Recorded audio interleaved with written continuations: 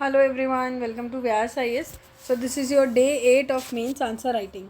So आज का जो हमारा क्वेश्चन था वो था what are the essential features of a democratic government and illustrate how India fulfil this criteria.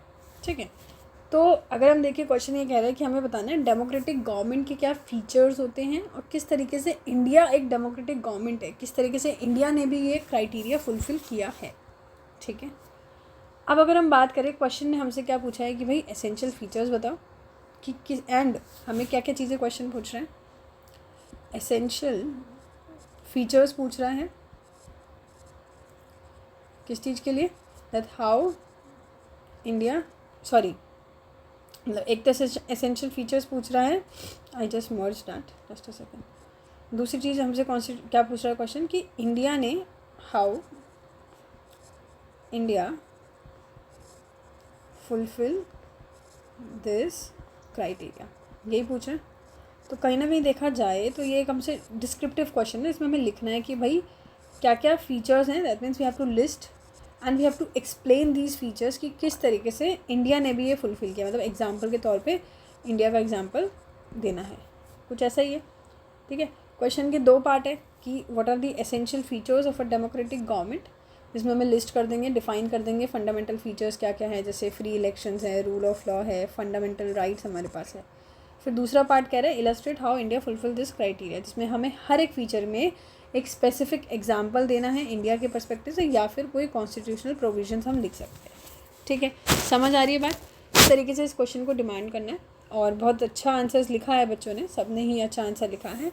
तो अब बात करें स्ट्रक्चरिंग की, तो स्ट्रक्चरिंग में ये ध्यान रखिएगा या इंट्रोडक्शन से जब हम शुरू कर रहे हैं तो इंट्रोडक्शन में आप डिफ़ाइन कर दो डेमोक्रेसी क्या है ब्रॉडली, है ना, और इंडियाज़ के कंटेक्स्ट में कि कैसे इंडिया का थोड़ा सा इंडिया को लिंक कर दो डेमोक्रेसी से.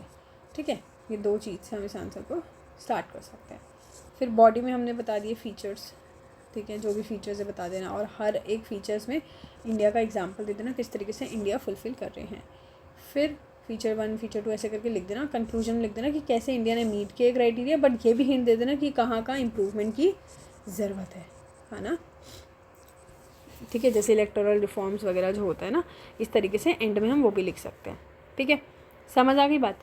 अब ऑफकोर्स ये बात है कि आप लोगों को समझ तो आ गया होगा, बट आप लोगों को थोड़ा चाहिए होगा कि यार मैम पॉइंट्स भी बता ही दो, क्योंकि मैंने देखा था 2-3 बच्चों के आंसर्स में पॉइंट्स की कमी थी. ठीक है, तो स्टार्ट इस तरीके से कर देंगे कि भाई एक डेमोक्रेटिक गवर्नमेंट है. ठीक है, जस्ट अ सेकेंड,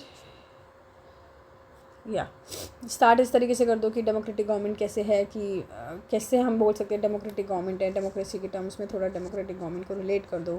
ठीक है, कि राइट्स वगैरह मिलती है, रूल ऑफ लॉ वगैरह वगैरह है. अगर किसी को कोट याद हो कोई सा, अब्राहम लिंकन का कोट हम लिख सकते हैं, for the people, by the people और ऑफ द पीपल, है ना, ये वाला भी लिख सकते हैं हम लोग. फिर बॉडी में हम लोगों को क्या लिखना है, बेसिकली फीचर्स लिखने ना गवर्नमेंट, डेमोक्रेटिक गवर्नमेंट के. तो जैसे पॉपुलर सोवेनिटी है एक, आई थिंक सुंदर नाम की सुंदर है, उन्होंने आंसर लिखा भी है. उनके आप आंसर्स में पॉइंट्स देखेंगे, सेम पॉइंट्स हैं कि पॉपुलर सोवेनिटी. ठीक है, जिसमें एग्जांपल दे दो कि कैसे इंडिया के अंदर भी रेगुलर इलेक्शंस वगैरह होते हैं.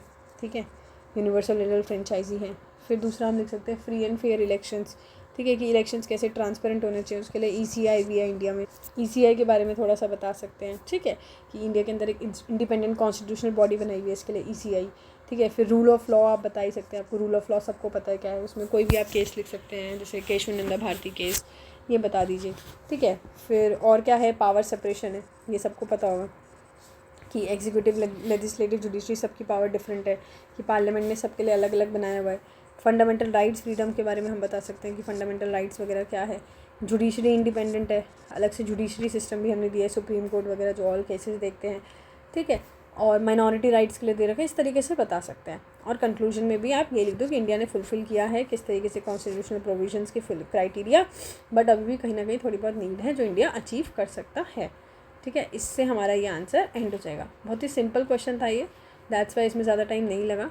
ठीक है, डेटा अगर किसी को याद हो तो डेटा भी आप मेंशन कर सकते हैं. स्पेशली हम लोग कोई भी केस मेंशन कर सकते हैं इसमें. ठीक है, तो यही था. और एक कोटेशन मैंने आपको बताई थी इंट्रोडक्शन में, आप अब्राहम लिंकन वाला लिख सकते हैं, उससे आपका ये आंसर कंप्लीट हो जाएगा. आई होप आप लोगों को समझ आ गया होगा. इसी के साथ हम लोग मिलेंगे next day 9 with new question. Thank you.